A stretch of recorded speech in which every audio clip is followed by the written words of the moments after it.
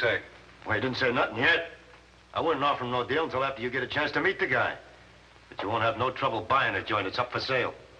I told you, I don't want to buy the place. I just want a hunk of it.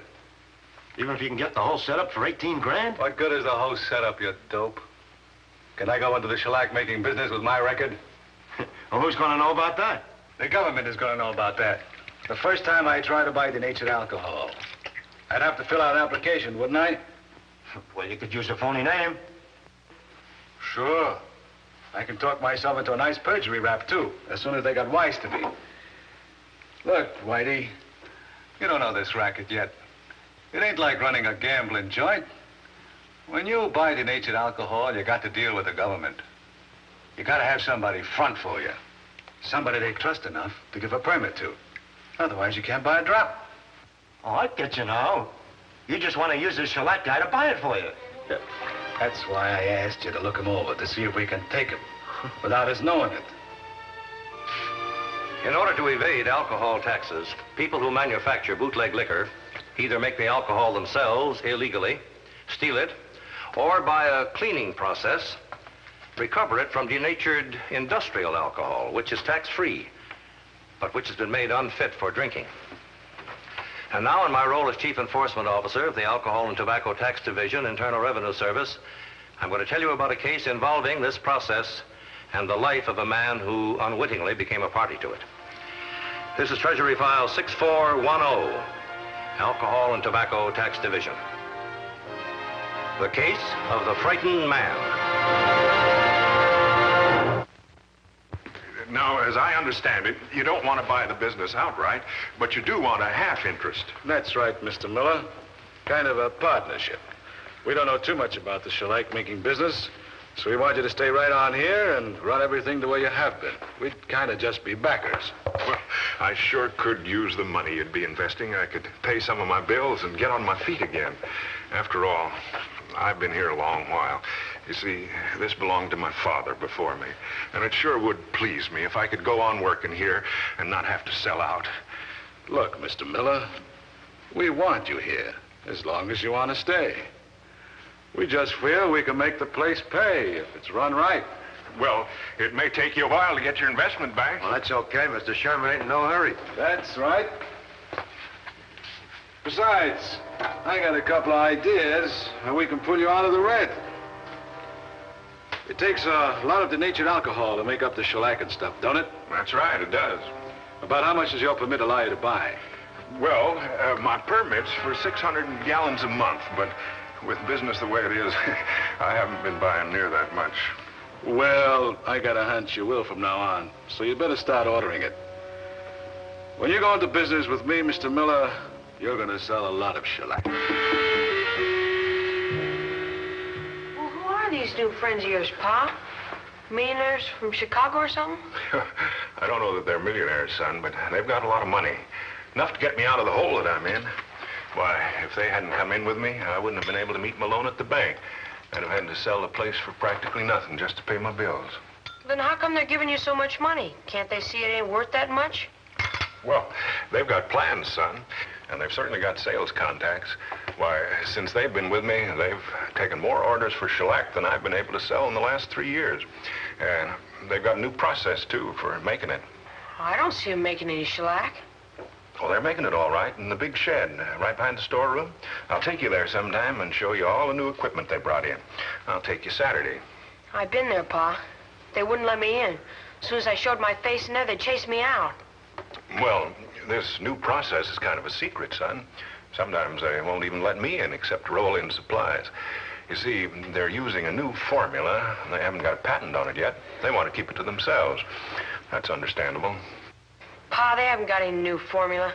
They ain't even making shellac. They got whiskey out in that shed. Plain, ordinary rye whiskey. Why, Clyde, what on earth are you talking about? I saw 'em, Pa, pouring it into bottles and loading it onto a covered truck. I even sneaked in after they were through and picked up one of those bottles. Clyde! Honest, Pa, it said whiskey on it.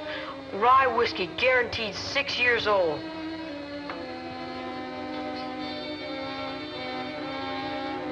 See, Pa, I told you they were loading whiskey in here. They take it out of their shed in 5-gallon cans and pour it in these bottles.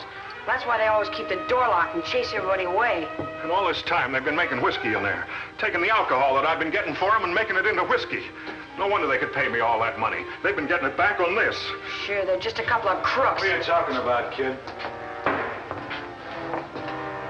I thought I'd tell you to keep out of this place. You were going to keep out too, Miller, remember? I warned you about the secret process I have in there. I didn't want nobody to see it, not even you. It's no secret anymore, Sherman. I know what you're doing in there. You're making whiskey. Yeah? You're just using my place for a front. You didn't want to go into business with me. All you wanted was the alcohol I could get for you.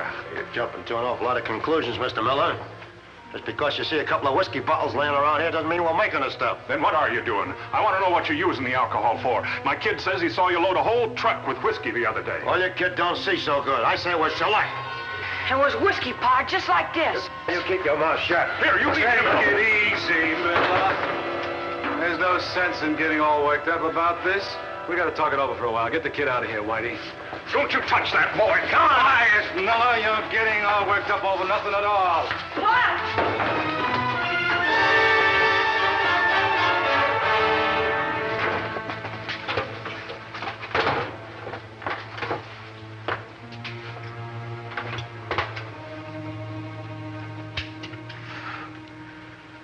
Now, let's be sensible about this, huh, Miller? You're a nice guy, and so am I. Why should we make trouble for each other? We're trying to get along in the world. You in your way, me in mine. Now, what's wrong with that? You're a crook, Sherman. A racketeer. So, I'm a racketeer and you make shellac. You need me for the dough and I need you for the alcohol. What could be better? I don't need your kind of money. Look, Miller, there's only one kind of money, and you might as well take it while it's coming in. Because if you're going to try to be a hero about this, you're going to get hurt. And according to the report, most of this whiskey has been appearing in southern Ohio and Indiana. Anything distinctive about the bottle or the whiskey itself? The lab turn up anything? Just one unusual item. Outside of the normal amount of flavor extract and coloring matter, the lab found traces of an alcohol denaturant, which would seem to indicate that whoever is making this whiskey is probably using industrial alcohol that's been recovered. Cleaning it, huh? Mm-hmm. Are there any leads on where this denatured alcohol is coming from? Just one so far. I checked with the regional office, and I had a list made up of all denatured alcohol permits applied for during the past year. Take a look at it. About halfway down the page, there's a shellac and varnish company that's increased its purchases almost 300% in the past few months. Yeah, that might be the source, Chief. Well, it's certainly worth looking into, Warwick.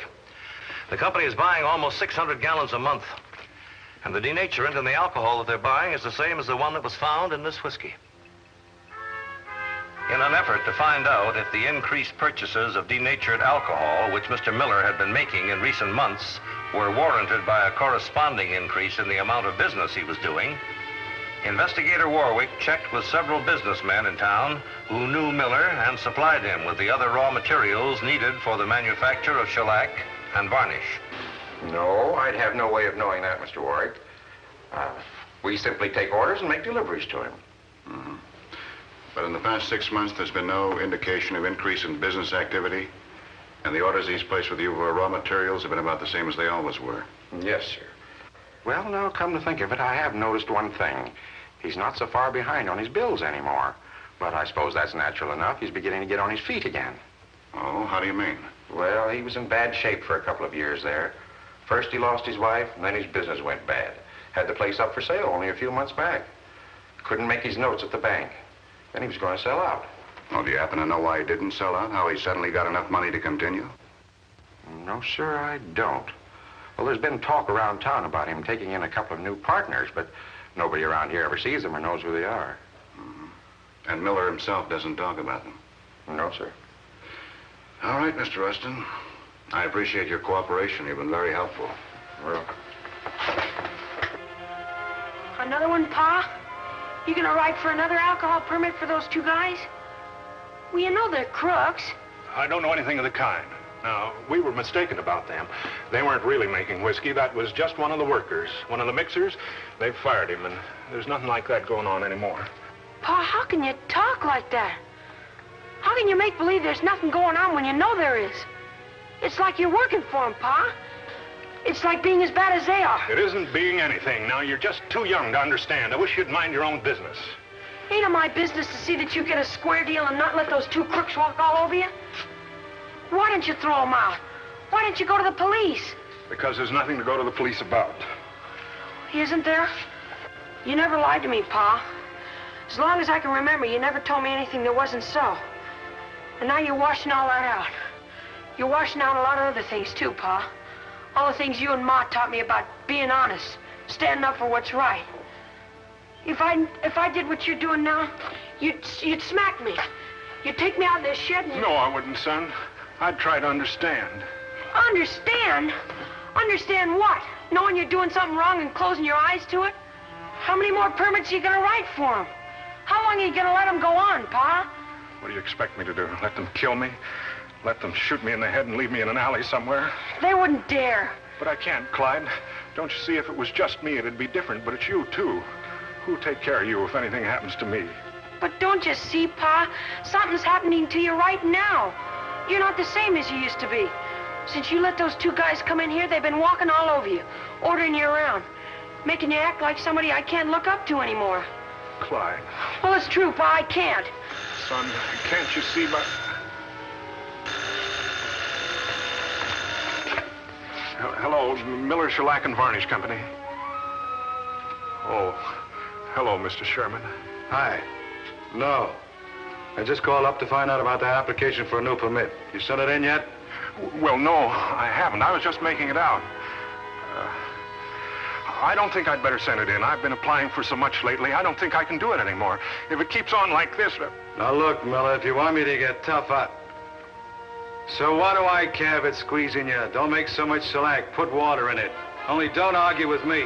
But, Mr. Sherman...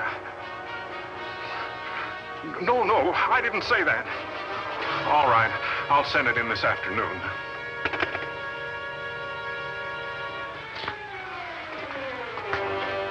Clyde,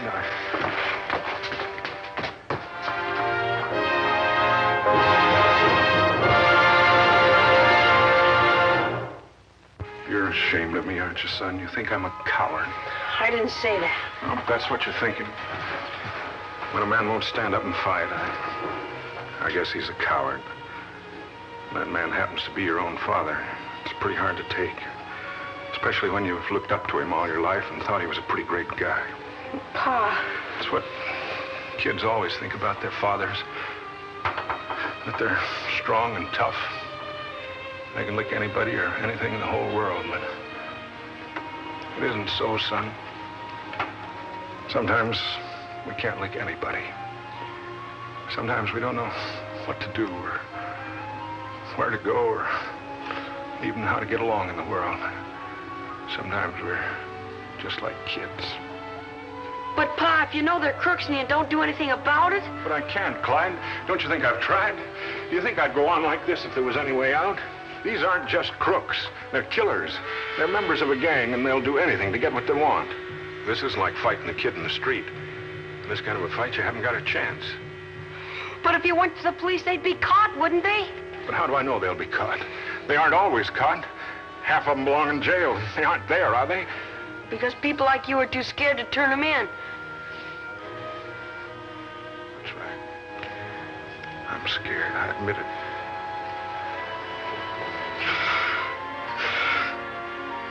But I'm alive. Are you? You call living like this being alive? Taking orders, being afraid all the time, cutting down the shellac you make so you can give them more alcohol? How long are you going to let this go on? I don't know what I'm going to do, son. Just leave me alone. So you don't want the deal no more, huh? You hear that, Whitey? He don't like our money. He wants to call everything off. You gotta let me out, Sherman. I'll pay you back every cent I owe you. Just let me out and I'll sell this place for whatever I can get. We don't want you to sell, Miller. We can't get no more alky if you sell. That's why we invested in you.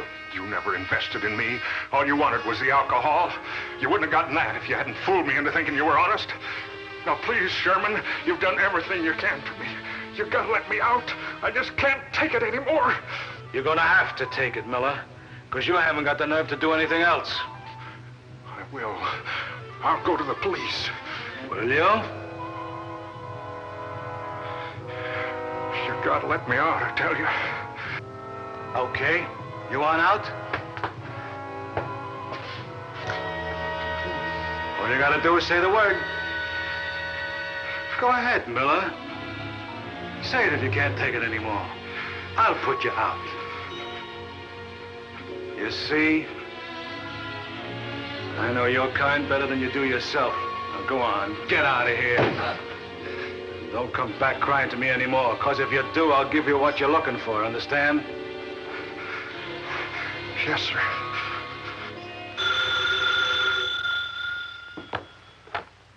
Yes. Oh, hello, Warwick. What's new?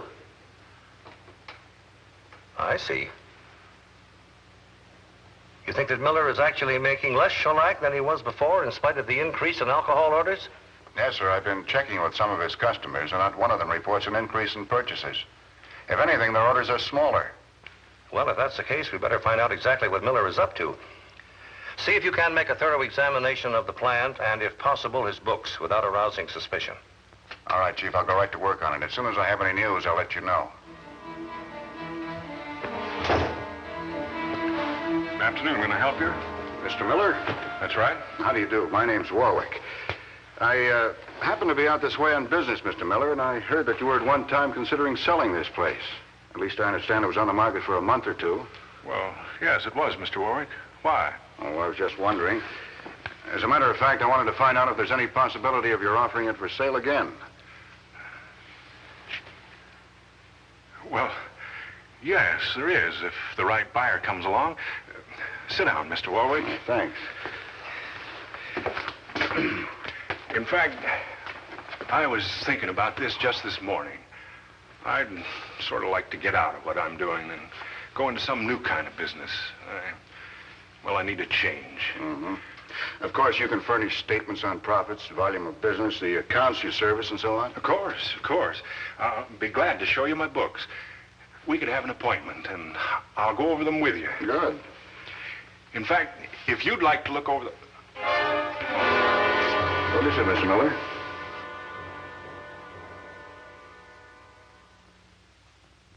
I'm afraid we'd better continue this discussion some other time, Mr. Warwick. Well, any time you say. Well, suppose you come back tomorrow. We'll have more time to talk about it then. I'll see you tomorrow.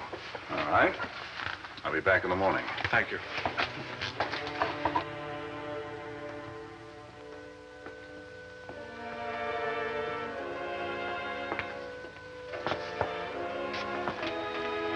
Who's your friend, Miller? Oh, no friend, just someone that walked in. Is that why you try to make a deal with him? I told you to behave yourself, Miller. Not to try to sell out on me behind my back. Why, I don't know what you mean. Come on, quit stoning. We heard what you said. You were trying to sell him the place. No, I wasn't. Just the opposite. I said it wasn't on the market anymore. Look, Miller. We're partners, you and me. Partners for good. I don't like you to try to wiggle out on me. Oh, but I wasn't.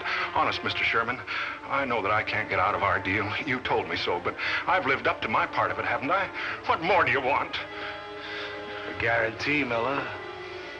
A guarantee you wouldn't pull a stunt like this again. Oh, don't. Shut up. I ain't listening to words no more. I don't like to get crossed. I gotta teach you to be a good boy. A real good boy.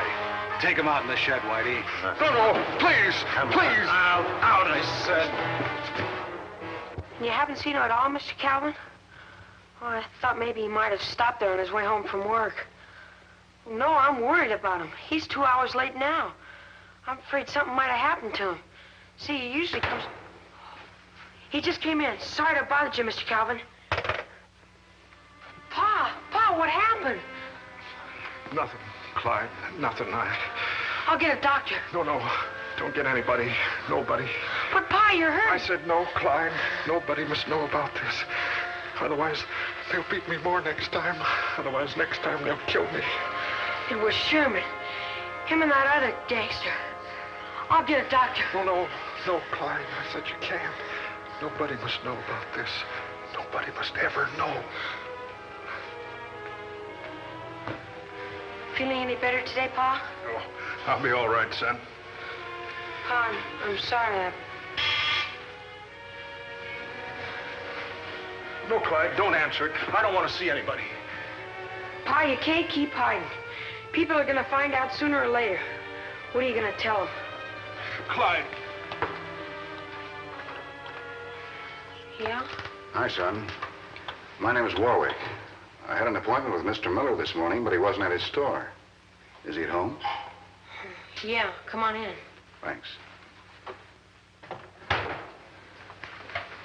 Pa, Mr. Warwick's here to see you. I called your store, Mr. What happened to you? Oh, I had an accident, Mr. Warwick. I'm sorry to hear it. How did it happen? Well, I slipped on some stairs.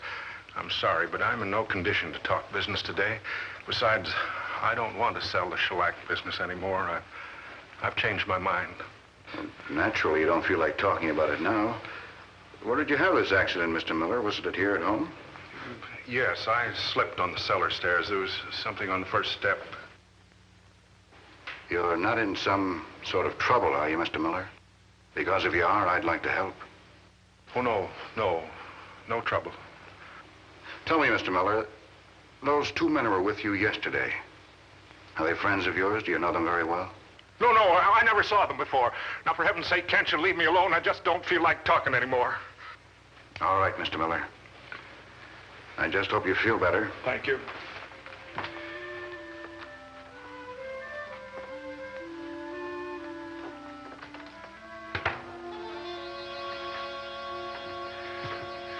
Pa, maybe you think it's right, but I say it's wrong. I know it's wrong to let things like this happen to you and not do anything about it. I don't care who those two guys are, or how tough they can be. We can't let them get away with it. In the end, they'll only make it worse than it is now. They can't make it any worse than it is now, son. If I just do what they tell me and not make any trouble, sooner or later they'll finish what they're doing and they'll go away. They won't, Pa. They'll stay as long as you let them stay. As long as they know you're still afraid of them. The only way to get rid of them is to chase them out. Stand up to them. Let them know you mean business. Where are you going, Clyde? I'll be back, Pa. When they've gone, I'll be back. Come back. Clyde! Clyde! Go on, Whitey. What else? Well, that's it. He said he's going to go to the cops and spill the whole thing. We don't clear out of here. He don't like gangsters. He's going to send us to jail. Uh-huh. That's big words, kid. You got enough nerve to back him up? You don't dare do anything to me. Come on, Ray. Let's cut the chatter and get this thing over with. We got to shut this kid up good. We'll shut him up, all right. You lay a hand on me and you'll get it back double. You can't kick everybody around, no matter who you... Shut up. You hear me? Shut up.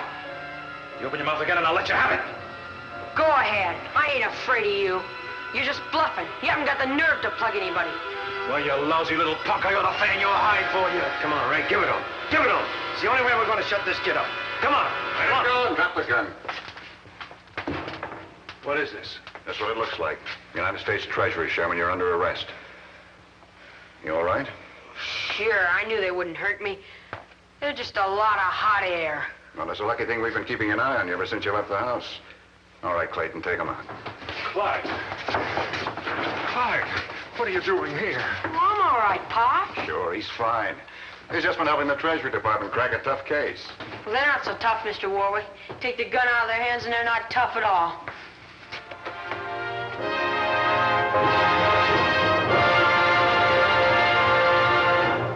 The basis of evidence obtained by Investigator Warwick and supported by the testimony of Eugene and Clyde Miller, Ray Sherman, Whitey Gage, and 4 of their confederates were tried and convicted for violation of our alcohol tax laws.